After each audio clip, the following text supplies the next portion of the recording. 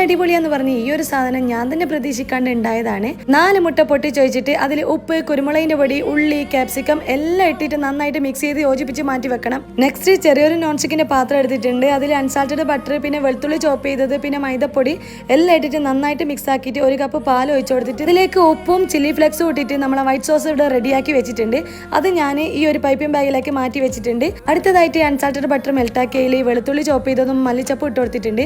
ഈ ഒരു നീളമുള്ള ബനാന എടുത്തിട്ടുള്ളത് അത് നടുകെ പിളർന്ന് മാറ്റി വെച്ചിട്ടുണ്ട്.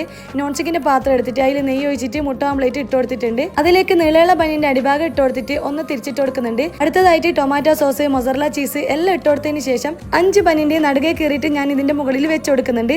ഇനി അതിന്റെ ഉള്ളിൽ വൈറ്റ് സോസ് ഇങ്ങനെ പെരട്ടി കൊടുക്കണം. അതിന്റെ മുകളിലായിട്ട് ബട്ടർ ഗാർലിക്കും പിന്നെ ചില്ലി ഫ്ലെക്സും വെച്ച് കൊടുക്കുന്നുണ്ട്.